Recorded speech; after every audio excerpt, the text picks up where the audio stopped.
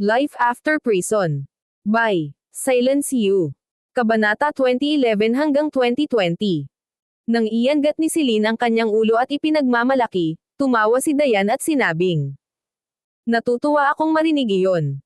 Pinalibutan din ni Gilda, Sheila, at Sofia si Celine. Nang lumapit si Gilda at ang iba pa, masunurin silang tinawag ni Celine. "Hello, Mommy Sheila. Hello, Mommy Sofia. Hello, Mommy Gilda." Ngumiti ang mga babae at pinuri si Celine. "Ikaw ang pinakamahusay, Celine. Hindi ko akalain na magagawa mong magpatawag ng ganyan. Namana mo ang talento ni Severin. Hindi ko kinailangan pang harapin ang ganitong bagay noong gumawa ako ng isang pambihirang tagumpay sa Supreme Saint." Lahat sila ay tunay na masaya para kay Celine, na tinatrato siya bilang kanilang anak mula noong panahon nila sa Sky Blue Sect. Si Celine ay 8 taong gulang lamang, ngunit nakagawa na siya ng isang pambihirang tagumpay sa Supreme Saint at may napakalawak na talento. Si Gilda at ang mga babae ay hindi kapani-paniwalang ipinagmamalaki iyon. Namula si Celine nang marinig ang papuri. Agad niyang inangat ang ulo niya at sinabing, "Sigurado iyan, at salamat din kay tatay." Ang mature na anyo ni Celine ang nagbunsod kay Dayan na gumawa ng matamis na ngiti sa kanila. Inayos ni Severin ang sarili matapos itapon ng hangin sa malayo. Lumapit siya kay Celine at tinapik ang ulo nito bago nagtanong, "Anong mga pambihirang talento ang nagising mo sa pagkakataong ito? Napaka-curious kong malaman." Nang matapos magsalita si Severin ay napatingin din ang mga asawa niya kay Celine. Lahat sila ay pare-parehong naguguluhan gaya niya. Batay sa pambihirang tagumpay sa Sacred Lake, hindi nanawagan si Severin ng gayong kapigatian kahit na nagising na niya ang Chaos Constitution at nakapasok sa antas ng 3 pinakamataas na santo. Sa makatuwid, kailangang may dahilan kung bakit iyon lang ang ginawa ni Celine.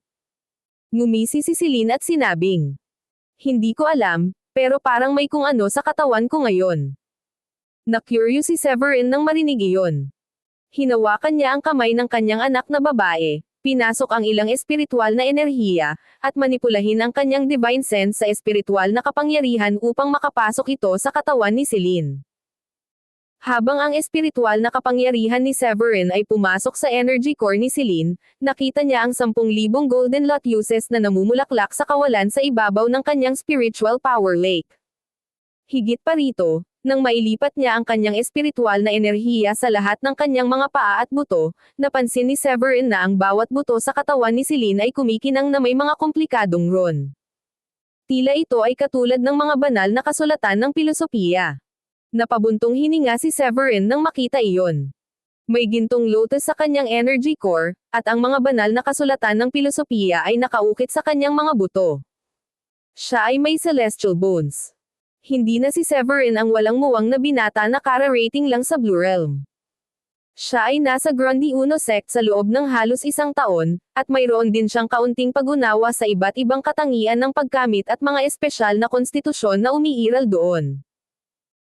Ang espesyal na pangangatawan na nagising ni Selena ay tinawag na Celestial Bones, na maaaring ilarawan ng isa na sumasalungat sa lahat ng pag-iral at mas malakas kaysa sa isang chaotic constitution. Ang sinumang may celestial bone ay may tiyak na landas tungo sa pagiging isang immortal. Pagkatapos ng lahat, ang listahan ng mga banal na konstitusyon ay umabot lamang sa daan-daang libo. Gayunpaman, ang celestial bones ay kilala na naglalaman ng mga tunay na katangian ng isang celestial. Maging si Severin ay hindi napigilan ang sarili na makaramdam ng kaunting pagtataka.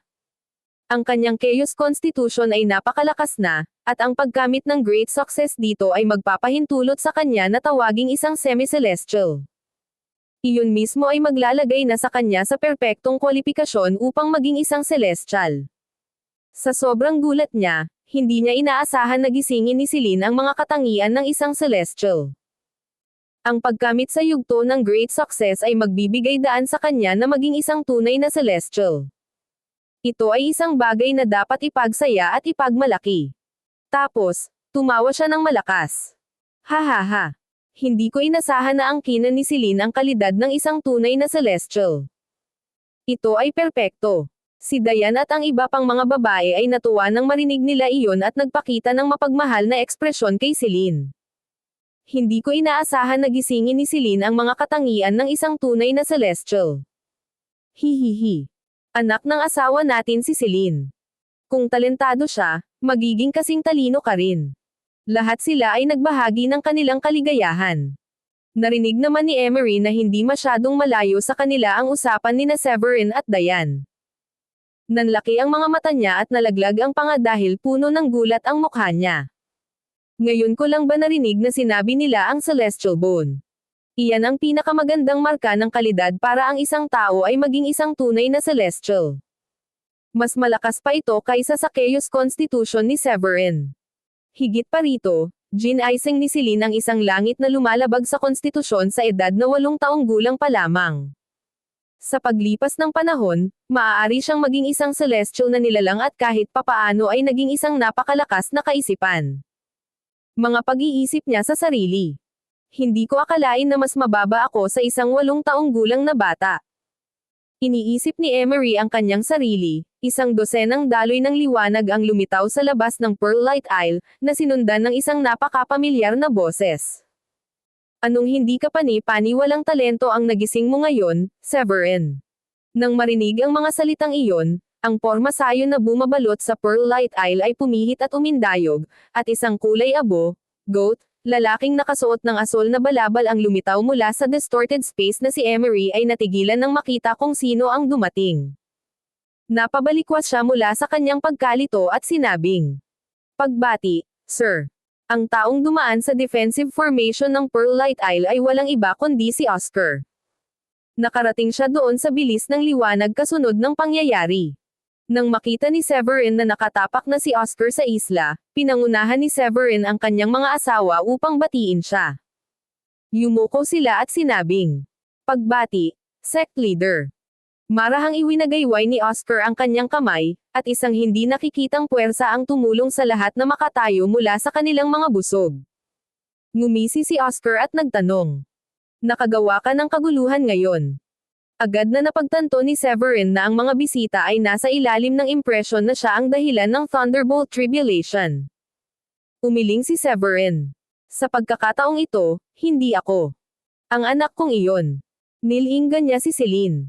"Mag-hi ka sa ating sect leader, Celine."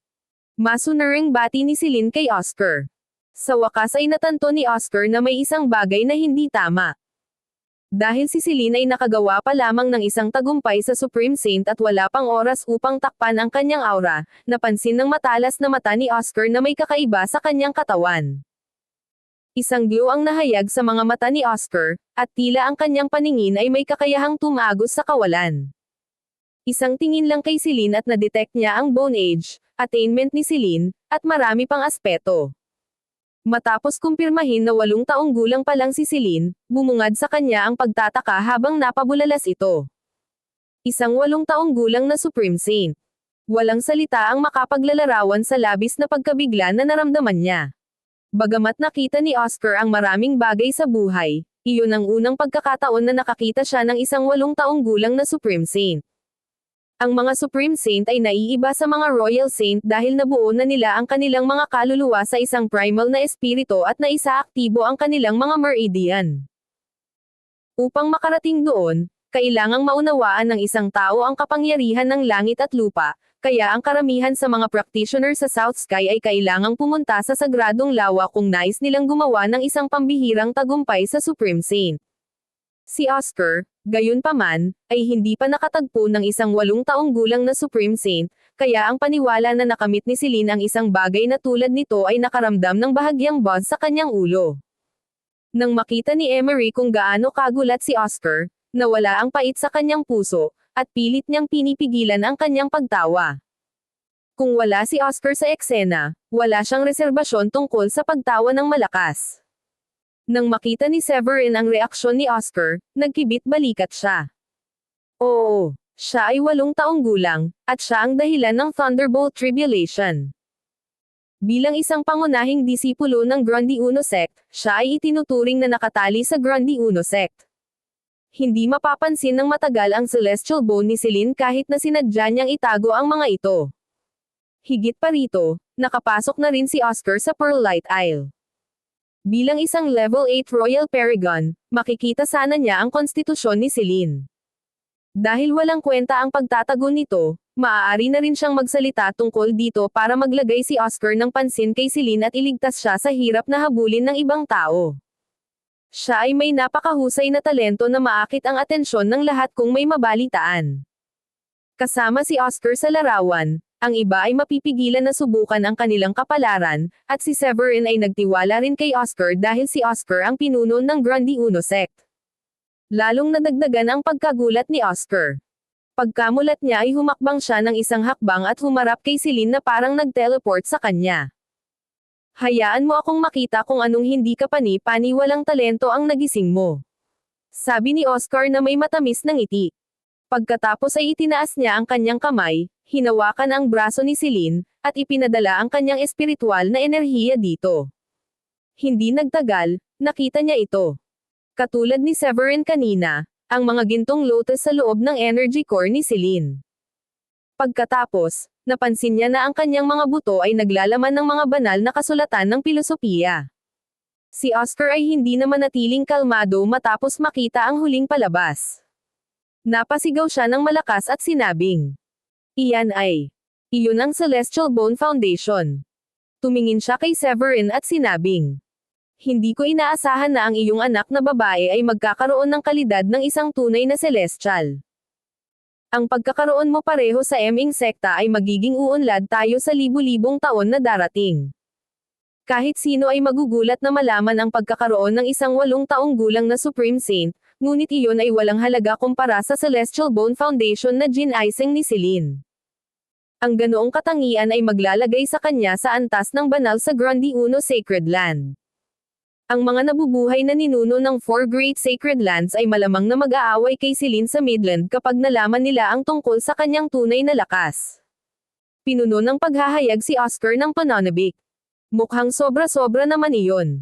Ngumiti si Severin. Sinadya niyang sabihin kay Oscar ang mga katangian ni Celine sa pag-asang maakit ang kanyang atensyon. Bagamat may espesyal na katayuan si Severin bilang ika-6 na pangunahing disipulo at hindi natatakot sa mga pagbabanta, mayroong lahat ng posibilidad na maaaring malaman ng isang tao ang kamangha-manghang talento ni Celine at kumuha ng matinding panganib para makuha ang gusto nila. Gusto ni Severin na iwasan iyon.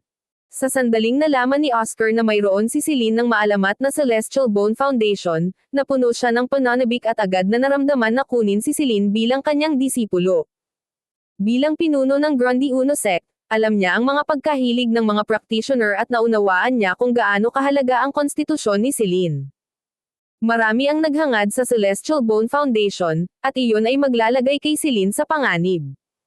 Maaaring naisin ng ilang tao na kunin ang mga buto ng isang taong may Celestial Bone Foundation at alisin ang utak bago ilipat ang nakuhang bahagi sa kanilang mga buto. Bagamat mababawasan ng husto ang epekto, kakaunti pa rin ang posibilidad na maging celestial. Iyon lamang ay sapat ng nakatutokso para sa maraming tao na kumuha ng gayong kakilakilabot na mga panganib. Nahuhulaan na ni Oscar kung gaano siya kainggit kahit sa loob ng sekta. Kung tinanggap niya si Celine bilang kanyang alagad, at siya ay naging isang celestial sa hinaharap, kung gayon siya ay magiging mapagmataas bilang kanyang guro. Matapos mag-isip ng ilang sandali, itinaas ni Oscar ang kanyang ulo at tumingin kay Severin. "Ang iyong anak na babae ay pinagkalooban ng isang kahanga-hangang talento. Nag-aalala ako na maakit niya ang atensyon ng napakaraming tao kapag may lumabas na balita." Natuwa si Severin sa narinig dahil nahulaan na niya kung ano ang gustong sabihin ni Oscar. Magalang niyang iminuwestre si Oscar at nagtanong, "Ano ang nasa isip mo?" "Gusto kong kunin ang iyong anak na babae bilang aking alagad at ipasa ang lahat aking natutunan sa kanya. Sang-ayon ba iyon sa iyo?" Nag-aalalang tanong ni Oscar. Isaalang-alang ito bilang isang paraan ng pagprotekta kay Celine. Tuwang-tuwa si Severin nang marinig niya ito dahil iyon naman talaga ang gusto niyang makamit. Sa atensyon ni Oscar, kahit ang mga miyembro ng sekta ay magdadalawang isip kung ang regalo ni Celine ay aksidenteng nalik sa hinaharap. Nagkunwaring nag-isip si Severin, ngunit itinaas niya ang kanyang ulo at tumango kay Oscar. "Tinatanggap ko, pero bata pa si Celine. Sana manatili siya sa Pearlite Isle." Umasim ang ekspresyon ni Oscar nang marinig iyon. Galit siyang napabuntong hininga at natatarantang tumingin kay Severin. Ipinahihiwatig mo ba na bubuo ako ng ilang hindi karapat-dapat na ideya sa aking apprentice? Kalokohan iyon. Isang tawa ang pinakawalan ni Severin. Magiging magaan lang ang pakiramdam niya kung nasa tabi niya si Celine. Sa kabutihang palad, walang sinabi si Oscar tungkol doon at tumango lamang bilang pagsang-ayon. Kinuha ni Severin ang kamay ni Celine at sinabing, "Batiin mo ang iyong master, Celine." Si Celine ay isang magandang ugali at matinong babae. Hinasa niya ang kakayahang makita ang mga emosyon at intensyon ng isang tao sa kanyang paglalakbay kasama ang kanyang pamilya sa Sky Blue Sect, at kalaunan ay ang Grundy Uno Sect. Alam din niya na si Oscar ang pinuno ng Grundy Uno Sect at walang duda na isang napakalakas na tao. Ang isang master na tulad nito ay magbibigay daan sa kanya ng ilang sukat ng impluwensya sa sekta. Pagkasabi ni Severin sa kanya, lumuhad agad si Celine sa harap ni Oscar at yumuko. Pagkatapos ng 3 kawtaw, nagdala si Severin ng isa pang tasa ng mainit na tsaa sa kanya. Kinuha ni Celine ang teacup at magiliw na sinabi, "Mangyaring uminom ng tsaa, Master." Natuwa si Oscar sa kanyang magandang asal at kinuha ang tasa ng tsaa na may ngiti sa kanyang mukha. Ang apprenticeship ceremony ay kasing kumpleto ng kilos na iyon. Uminom si Oscar ng 2 higop ng tsaa at itinaas ang kanyang kamay upang makagawa ng isang maliit na berdeng espada. Ang ningning ay nagniningning ng maliwanag at naglabas ng aura ng isang ordinaryong espiritual na kayamanan.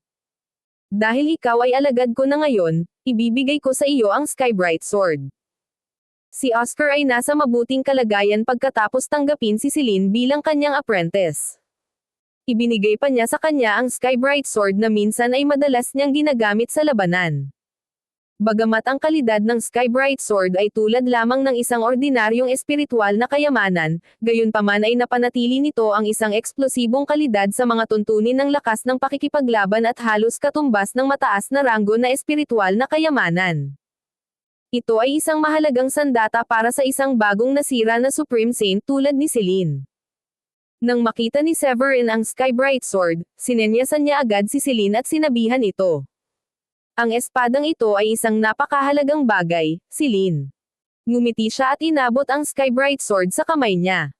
Nagsimula itong mag-vibrate, halos parang may sariling isip, at napakahusay na tumutugon kay Celine. Habang tumutunog ang Skybright Sword sa kamay ni Celine saglit, ito ay naging isang espiritual na liwanag at pumasok sa kanyang energy core. Ibinaba ni Oscar ang kanyang tasa at nakangiting sinabi, "Ikaw ay nakatadhana na makasama ang espadang ito." Pagkatapos ay ikinaway ni Oscar ang kanyang kamay at nagpakita ng isang espiritual na glow sa kanyang palad. Pagkatapos ay lumitaw sa kanyang kamay ang isang berdeng bandila na kasing laki ng palad. Nagniningning ito sa mga banal na kasulatan ng pilosopiya, at isang malaking halaga ng kapangyarihan ng langit at lupa ang dumaloy sa loob ng bandila. Maaaring sabihin ng sino mang nakakita nito na ito ay isang hindi pangkaraniwang bagay. Itinaas ni Oscar ang maliit na bandila at sinabing, marahang hinaplos ang kanyang kulay abong balbas. Ito ang Hardwood Supreme Green Flag. Ito ay isang mataas na kalidad na espiritual na kayamanan na maaaring kontrolin ang Hardwood Essence upang tumulong sa depensa ng isang tao. Ang mga humahawak ng watawat na ito ay hindi masasaktan. Sa unang pagwawagayway ng bandila, makakapagtipon ka ng enerhiya ng matigas na kahoy sa loob ng 100 milyang radius. Sa pangalawang alon, ang mga halaman sa paligid mo ay maaaring utusan na patayin ang iyong mga kaaway. Ito ay isang napakahalagang espiritual na kayamanan, lalo na dahil sa mga katangiang pandepensa nito. Sa sandaling iyon, si Severin at ang kanyang mga asawa ay parehong natigilan. Ang isang mataas na kalidad na nagtatanggol na kayamanan ay isang bagay na kahit na ilang mga paragon ay hindi magkakaroon ng sapat na pribilehiyong ariin. Bagamat ang mga elite na disipulo sa sekta ay gumamit ng mga espiritual na kayamanan sa ibabang dulo ng kalidad ng spectrum, ang mga elder na mga huwaran ay gumamit ng katamtamang kalidad na mga armas. Ang ilan sa mga mas malakas ay gumamit ng mas mataas na kalidad na espiritual na mga kayamanan, gayunpaman, ang nagtatanggol na mga kayamanan ay mas mahal kaysa sa mga nakakasakit, kaya naman maraming elder ang walang anumang nagtatanggol na espiritual na kayamanan sa kanilang pagtatapon dahil sa mga hadlang sa pananalapi. Nagulat ang lahat nang makitang kinuha ni Oscar ang espiritual na kayamanan na iyon, at mas nagseselo si Emery kaysa sa iba. Sige at pasalamatan mo siya, Celine. Udyok ni Severin matapos na bumalik sa katinoan. Kasama ang kanyang mahalagang anak na babae na may hawak na hardwood Supreme Green Flag. Naniniwala si Severin na kahit na siya ay maaaring hawakan ang kanyang sarili, bilang isang Supreme Saint. Bukod dito, maaaring umasa si Celine dito upang maging isang huwaran sa hinaharap. Sa kabila ng murang edad at kawalang-muwang ni Celine tungkol sa ilang bagay tulad ng mga espiritual na kayamanan, ginawa niya ang itinuro ng kanyang ama at pinasalamatan si Oscar para dito. Sa sandaling kinuha niya ang hardwood Supreme Green Flag sa kanyang mga kamay, isang malaking halaga ng likas na hardwood essence ang pumasok mula sa lahat ng direksyon at bumalot sa kanyang katawan, kaya napabilis ang pagsasanay ni Celine. Si Celine ay nagkaroon ng Celestial Bone Foundation. Ang likas na hardwood essence ay kabilang sa 5 elemento at nagpatuloy sa lumalakas na kapangyarihan ng langit at lupa. Ito ay lubhang kapaki-pakinabang para sa mga Supreme Saint Practitioner. Dahil dito, nakita pa rin ni Celine ang pambihirang katangian ng watawat kahit na wala siyang ideya kung gaano ito katangi-tangi. Tuwang-tuwa si Celine, at tumangala siya kay Oscar bago mahinang nagtanong. Guro, napakalakas ng maliit na watawat na ito. Meron ka pa ba? Ha ha ha. Para ka lang ng tatay mo. Sabi ni Oscar, umiling-iling. Tapos tumawa siya. Ito ay isa sa mga likas na 5 elemental flag, at isa rin itong nadatnan ko sa pamamagitan ng napakalaking swerte mula sa isang lihim na kaharian sa isang lugar. Halos hindi ka magagapi kapag nakakuha ka ng bandilang tulad nito. Si Severin at ang iba ay napaawang ang mga labi at nakangiting tumango. Ang hardwood Supreme Green Flag na ito ay isa lamang sa 5 elemental flag, at ito ay itinuturing na isang mataas na kalidad na espiritual na kayamanan. Ang pagkakaroon ng kumpletong set para sa kanilang 5 ay magpapalaki pa ng kanilang kapangyarihan. Para sa record, kahit na ang mga pinuno ng sekta ng 4 na dakilang sekta ng South Sky ay walang ganoong kayamanan. Noon ay malinaw na ang watawat ay kabilang sa pinakamakapangyarihang kayamanan kailanman. Nang malaman ni Celine na iisa lang ang bandila, tumayo si Oscar at sinabing, "Ngayong tinanggap na ng aking alagad ang kayamanan, hahayaan ko siyang manatili sa Pearlite Isle pansamantala. Sigurado akong hindi ka mahihirapang ipasa ang mga turo sa Grundy Uno Sacred Notes, at tiwala akong makakapagbigay ka rin ng tuloy-tuloy na supply ng mga table tasks para sa kanya." Ayon sa mga alituntunin na nagdidikta ng pamamaraan kung paano dapat tanggapin ng isang pinuno ng sekta ang isang alagad, maituturing lamang itong wasto kung ang mga elder ng sekta at mga pinuno ng sekta ay ipatawag upang sumaksi sa pagtanggap. Gayunpaman, pinili ni Oscar na gawing simple ang proseso upang maiwasang ibunyag ang Celestial Bone Foundation ni Celine. Bago siya umalis, inabot ni Oscar ang isang token kay Celine at sinabing, "Kung mayroon kang anumang mga katanungan na nais mong itanong, maaari mong dalhin ang token na ito at makipagkita sa akin sa unang bundok." Si Oscar pagkatapos ay bumangon sa langit at nawala sa paningin. Sa wakas ay natanto ni Diane ang kahalagahan ng lahat at emosyonal na sinabi, "Hindi naman ako nananaginip, di ba? Namangha pa rin ako na tinanggap si Celine bilang alagad ng pinuno ng sekta." Lahat ng nangyari nung araw na yon, parang panaginip lang para kay Diane. Nagsimula muna ito sa pambihirang tagumpay ni Celine, pagkatapos ay ang Thunderbolt Tribulation na nagdulot ng sensasyon sa buong Grundy Uno sect at nakakuha ng atensyon ni Oscar. Sa wakas, nagtapos ito sa paghahayag na nakuha ni Celine ang Celestial Bone Foundation, na nagtulak kay Oscar na tanggapin siya bilang kanyang apprentice. Kahit sino sa sapatos ni Celine. Magiging over the moon, at naramdaman ng kanyang ina, si Diane, na parang nananaginip siya. Tumingin si Severin kay Diane at sinabing, "Totoo naman. Hindi ka nananaginip." Bumaling siya kay Celine at pinayuhan. "Kailangan mong magsanay ng mabuti at ipagmalaki ang iyong master." "Pangako, gagawin ko iyon." Tumango si Celine. Ngumisi si Severin. Bueno, dahil kakagawa mo pa lang ng tagumpay sa pinakamataas na santo, magandang panahon para pagsamasamahin mo muna ang iyong tagumpay. Tuwang-tuwa si Severin na si Celine ay nakagawa ng isang pambihirang tagumpay sa Supreme Saint, nagising ang Celestial Bone Foundation, at tinanggap bilang apprentice ni Oscar. Matapos sabihin sa kanyang anak ang susunod na gagawin, sinulyapan ni Severin ang kalapit na si Emery. Alam na alam ni Emery kung bakit siya nakatingin, at bahagyang kinilig siya sa sinabi nito. Nangangako ako na hindi ako magsasabi ng kung ano ang nangyari ngayon sa sinuman. Dahil si Emery ang nagkusa na tiyakin iyon, sumagot si Severin. Nagtitiwala ako sa iyo. Maaari kang magpatuloy sa iyong mga tungkulin. Nakahinga ng maluwag si Emery matapos mapagtantong walang balak si Severin na pumatay o patahimikin siya. Sa labas ng Pearl Light Isle, ang mga Peak Masters at Sect Elders na nagmula sa iba pang mga bundok ay nakatayong suspendido sa hangin. Ang Thunderbolt Tribulation sa panahon ng pambihirang tagumpay ni Celine ay nakakagulat kaya ang buong Grundy Uno Sect ay naakit sa kanila. Ang mga Peak Masters at Elders ay hindi magkakaroon ng anumang pagkakataon, kaya nagpasya silang bisitahin ng personal ang Pearl Light Isle at tingnan kung ano ang nangyayari doon. Ang 6th Mountains Daniela, the 8th Mountains Rowan, at ang 7th Mountains Miles ay may parehong naisip na magpadala ng mensahe sa Pearl Light Isle. Sa sandaling iyon, naramdaman ni Oscar ang eksena mula sa loob ng isla habang papaalis na siya at nagmumura sa ilalim ng kanyang hininga. Ang mga taong ito ay mga tusong fox. Bawat maliit na pagbabago sa Pearl Light Isle ay magpapadala sa kanila na lahat ay dumagsa dito mismo. Pagkatapos ay lumabas si Oscar sa kawalan, ngunit nagbigay ito ng impresyon na nag-teleport siya sa kabilang dulo ng defensive formation na sumasaklaw sa Pearl Light Isle. Lumitaw siya sa harap mismo ng mga Peak Master, na nagulat sa kanila na hindi makapagsalita.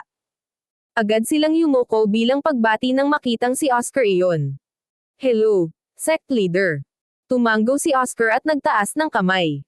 Isang di nakikitang puwersa ang nagpatuwid sa lahat, at dahan-dahan niyang sinabi. Maaari na kayong bumalik. Napilitan si Miles na makipagsapalaran at tanungin si Oscar. Kung maaari ko bang itanong kung ano ang nangyari sa Thunderbolt Tribulation? Hindi ko masabi sa iyo.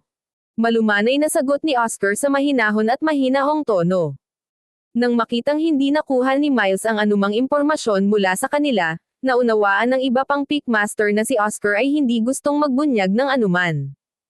Dahil sila ay hindi inanyayahang mga bisita, kailangan nilang igalang ang desisyon ni Oscar na ipadala sila sa kanilang paglalakbay. Agad na bumalik sa katinoan si Rowan at gumagalang kay Oscar. Pagkatapos ay aalis na muna kami. Tumanggo si Oscar at sinabing, mabuti. Sinulyapan niya silang lahat at sinabing, tinanggap ko ang anak ni Severin, si Celine, bilang alagad ko. Dapat tandaan ng elder na responsable sa pamamahala ng mga resources ng Pearl Light Isle na magpadala ng mga table tasks sa isla buwan-buwan, nang walang pagkukulang. Umalis si Oscar nang hindi nag-abala sa kanilang reaksyon. Gayunpaman, labis silang ikinagulat ng mga salitang iyon. Sa pagkakaalam nila, hindi pa tumanggap ng alagad si Oscar mula nang maging pinuno siya ng Grundy Uno Sect.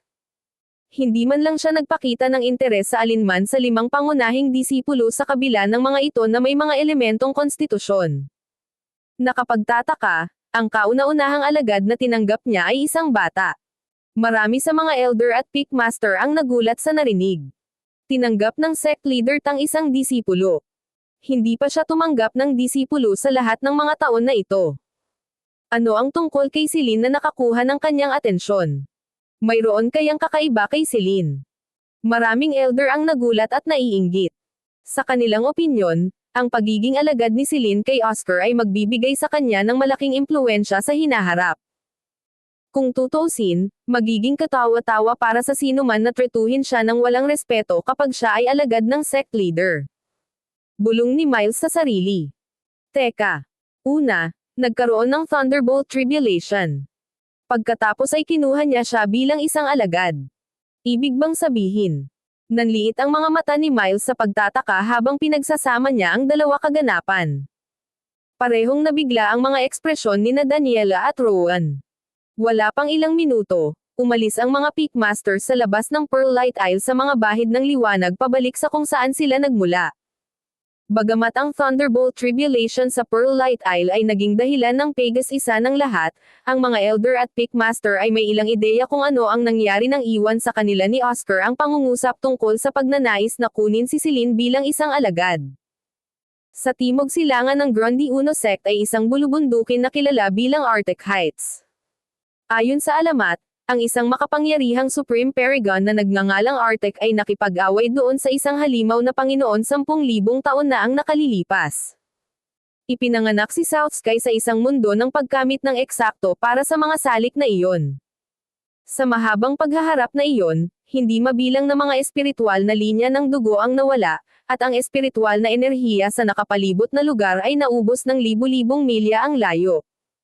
Sa kalaunan, sinalubong ng halimaw ang pagkamatay nito. Kasunod ng pagkamatay ng Panginoong halimaw na iyon, dumaloy ang dugo nito sa malalawak na bundok at inalagaan ang lahat ng nabubuhay na nilalang sa loob ng rehiyon. Sa nakalipas na mga taon, ang lokalidad na iyon ay nagbunga ng pagkakaroon ng maraming alchemical herb at makamundong kayamanan, na ginagawa itong isang hotspot para sa mga walang kognay ang practitioner na naghahanap ng mga kayamanan malapit sa Arctic Heights. Ang Arctic Heights sa lalong madaling panahon ay napuno ng iba't ibang mga halimaw at mabangis na nilalang dahil sa pagkamatay ng halimaw na Panginoon. Marami sa mga halimaw na iyon ay sapat na malakas upang karibal ang mga Paragon at maging ang mga Royal Paragon. Dahil dito, naging ipinagbabawal na lugar ang Arctic Heights, lalo na sa loob ng radius na ilang libong milya. Gayunpaman, ilang matangkad na sinag ng liwanag ang sumabog mula sa lupa isang magandang araw. Isang puting sinag ang pumailan lang sa langit mula sa gitna ng Arctic Heights, at tila nagkaroon ng isang tirahan. Nang masaksihan ang hindi pangkaraniwang bagay na iyon, ang mga practitioner na naghahanap ng mahahalagang bagay sa paligid ng Arctic Heights ay nagpakita ng magkahalong pagtataka at pananabik. Anong nangyayari? Mayroon bang taong nakatuklas sa ruin? Hindi nagtagal, kumalat ang balita tungkol sa pagkatuklas ng tirahan sa Arctic Heights sa mga practitioner ng South Sky. Ang bagong hayag na tirahan ay nagtataglay ng hindi mabilang na hindi pa nagamit na mga kayamanan at maaaring taglayin pa ang mga kasanayan at pamana ng dati nitong nakatira. Hindi nagtagal ang mga pamilyang naninirahan malapit sa Arctic Heights ay nag-react na parang mga pirana na namumulot sa amoy ng dugo sa tubig. Ang balita ay mabilis na nakarating sa Grundy Uno Sect, at maraming individual ang ipinadala upang mag-imbestiga.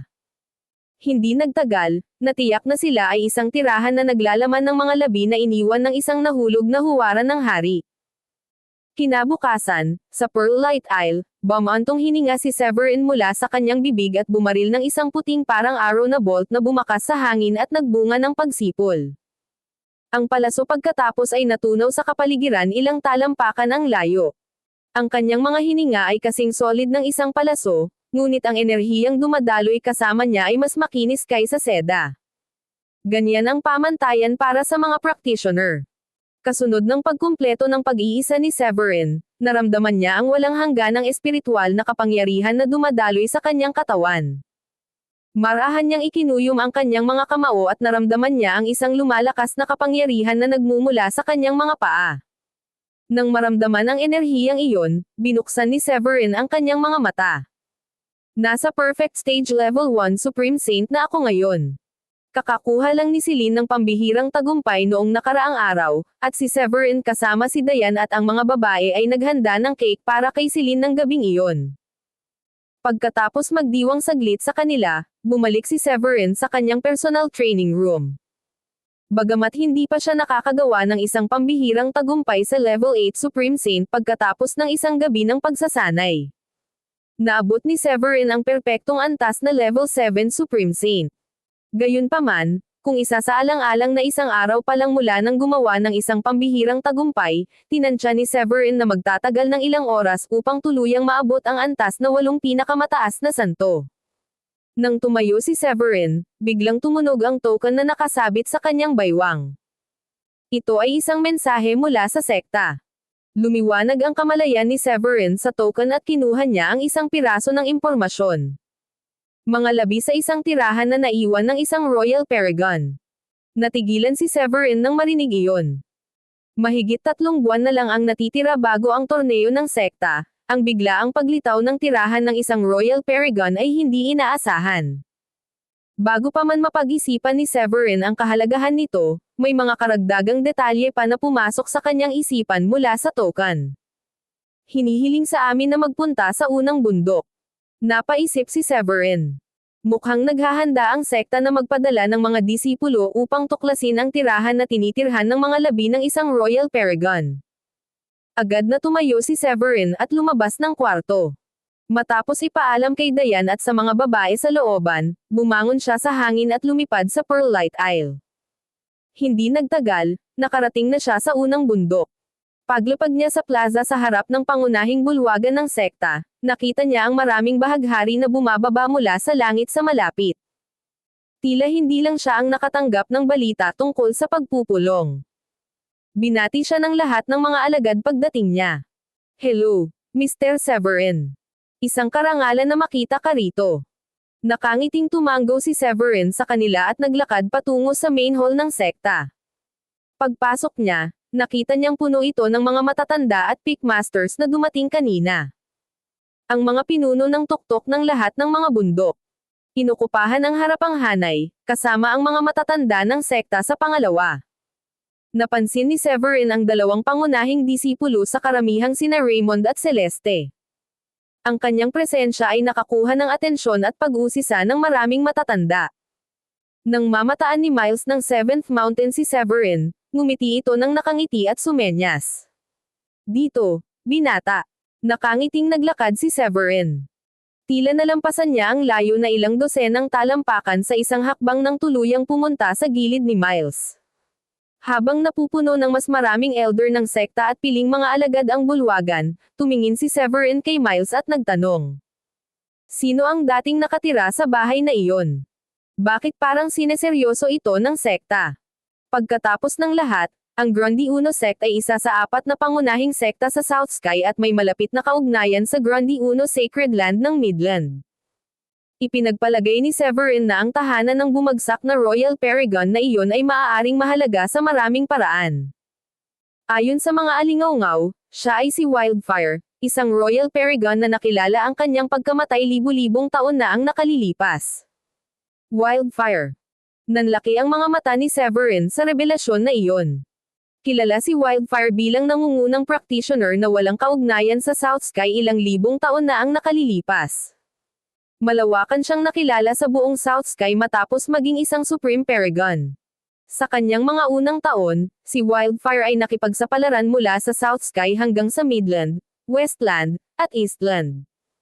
Ang kanyang karunungan sa mga diskarteng nakabatay sa apoy ay walang kapantay. Nang bumalik siya sa South Sky sa mga huling taon, nagtatag siya ng isang napakalakas na lungsod sa loob ng malawak na kabundukan. Sa panahong iyon, nanatiling terra incognita ng practitioner ang attainment circle ng South Sky, at isa lamang. Gayunpaman, si Wildfire ay isa ng makapangyarihang tao na may kakilakilabot na reputasyon, at maging ang pinuno ng Pure Void sect ay hindi nang ahas na guluhin siya. Pagkatapos ng lahat, ang isang Royal Paragon powerhouse tulad ni Wildfire ay talagang naging isa sa paraan ng mga practitioner, at siya ay sapat na malakas upang magdulot ng lamat sa kalawakan sa pamamagitan ng isang alon ng kanyang kamay. Bagamat ang pinuno ng Pure Void sect ay isa ring napakabigat na Royal Paragon, malayo siya kay Wildfire, ang numero 1 walang kaakibat na practitioner sa South Sky. Si Wildfire ay may hawak na isang kayamanang hugis bundok na may mataas na kalidad at may napabalitang kakayahang mag-ipon ng enerhiya ng langit at lupa na umano'y kumitil ng hindi mabilang na buhay ng mga practitioner. Ang isang Royal Paragon ay maaaring maging kakilakilabot, ngunit ang kanilang pag-unlad ay magiging limitado kung hindi sila gagawa ng isang pambihirang tagumpay sa Supreme Paragon. Sa huli, kahit na ang isang makapangyarihan at kilalang Royal Paragon tulad ni Wildfire ay nasawi sa Arctic Heights 10,000 taon na ang nakalilipas dahil sa kanyang limitadong habang buhay. Walang tagapagmana sa kanyang trono. Kasunod ng kanyang kamatayan, ang kanyang mga disipulo ay nagpunta sa kanilang magkahiwalay na landas, at kaya ang kanyang mga piling tao na may kalidad na mga kayamanan tulad ng Sky Soil Zenith, at iba pang mga bagay na maaaring maipasa tulad ng kanyang mystical fire art ay nawala sa kasaysayan. Nang maglaon ay lumitaw ang mga haka-haka na si Wildfire ay nagtataglay ng isang lihim na tirahan na puno ng mga kayamanan, na nagdulot ng siklab ng pangangaso ng kayamanan pagkatapos ng kanyang pagkamatay. Ang apat na pangunahing sekta ay nagpadala ng kanilang mga alagad upang libutin ang Arctic Heights, ngunit ang paghahanap na tumagal ng ilang daang taon ay wala at hindi nagtagal ay nakalimutan ng mga tao ang lahat tungkol dito. Ito ay sa makatuwid ay dumating bilang isang kumpletong sorpresa na ang kanyang tirahan ay lumitaw nang wala saan man makali pa ang 10,000 taon. Habang inaalala ni Severin ang buhay ni Wildfire, pumasok si Oscar sa bulwagan. Sinulyapan niya ang lahat ng elder, core disciples, at ang mga elite na disipulo na pinatawag niya. Sa palagay ko ay alam ninyong lahat na ang mga labi ni Wildfire ay lumabas. Ang Pure Void Sect, Marver Sect, at ang Dayform Sect ay naghahanda na ipadala ang kanilang mga disipulo upang manghuli ng kayamanan. Sabi ni Oscar sa seryosong tono mula sa kanyang upuan. Pagkatapos ng pagsisiyasat ng isa sa aming mga elder, natuklasan namin ang isang porma sayon sa tirahan na nagpapahintulot lamang sa mga Supreme Saint na malayang pumasok at lumabas. Inipon kita dito upang pag-usapan ang aming susunod na hakbang. May gustong magboluntaryo. May ilang dahilan kung bakit hindi partikular na binanggit ni Oscar ang pangalan ng mga disipulo. Ang mga ganitong tirahan, lalo na iyong mga kamakailan lamang lumitaw, ay naglalaman ng maraming porma sayon at nakamamatay na mga patibong. Bukod pa rito, 3 pang sekta ang magpapadala ng kanilang mga disipulo sa labanan, kaya hindi maiiwasan ang komprontasyon. Bagamat may potensyal na makakuha ng maraming magagandang pagkakataon sa loob ng tirahan, mahalagang huwag itong pagtuunan ng pansin sa kapahamakan ng kaligtasan ng mga miyembro ng sekta. Kaya nagpasya si Oscar na humingi ng mga pananaw mula sa mga elder at disipulo. Nagsimulang mag-usap ang mga disipulo sa kanilang sarili, iniisip kung ano ang posibleng makuha nila mula sa tirahan at kung kaya ba nitong itulak sila sa mas mataas na taas. Maging ang mga Peak Master ay nag-uusap sa kanilang mga sarili. Bilang mga Paragon, naglalaway sila sa posibilidad na mamana ang pamana ng Wildfire, sa paniniwalang ito ay isang pagkakataon upang masilip ang antas ng isang Royal Paragon. Napukaw din ang interes ni Severin. Ang bulong-bulungan ay nagsasabi na ang treasured weapon ng Wildfire ay isang bundok na pinalamutian ng langit at lakas ng lupa. Kung makukuha ko iyon, maaaring may pag-asa pa para sa akin na makabisado ang Sky Soil Heptagold Sword Energy sa perpekto. Pinag-iisipan ni Severin kung ipaglalaban niya iyon o hindi. Si Severin ay isang pangunahing disipulo, at inaasahan niyang gumawa ng isang pambihirang tagumpay sa Paragon sa loob ng 1 taon o 2 kung ang mga bagay ay magpapatuloy sa kanyang kasalukuyang bilis. Higit pa rito, siya ay sa isang sense self-sustaining dahil sa kanyang kakayahan bilang isang 6th grade high-rank alchemist. Kaya, hindi na niya kailangang kumuha ng gayong mga panganib. Itinuturing ng marami ang katatagan na mayroon siya sa kakayahang itaas ang kanyang natamo at iangat ang kanyang mga kasanayan sa alchemy bilang isang ligtas na pagpipilian upang magpatuloy pa. Matapos mag-isip ng ilang sandali, nakarating si Severin sa isang desisyon. Magiging handgal ako kung tatanggalin ko ang mga pagkakataong nahuhulog sa aking kandanggan. Maaaring isa lang akong level 7 Supreme Saint, ngunit sa buong lakas, maaari lang akong makipaglaban sa isang level 9 Supreme Saint. Ang pangunahing pag-aalala ni Severin ay ang paghahanap ng enerhiya ng langit-lupa, kaya ang biglaang paglitaw ng tirahan ay tila nasagot ang kanyang mga panalangin. Ang sandata ni Wildfire, isang bundok na pinalamanan ng enerhiya ng Sky Soil, ay halos tiyak na magkakaroon ng kasaganaan ng enerhiyang iyon. Iyon ang magiging perpektong pandagdag para sa kanya upang makabisado ang Sky Soil Heptagold Sword Energy. Kung sakaling dumating ang swerte, maaari rin niyang makuha ang higit pa sa mga labi ni Wildfire.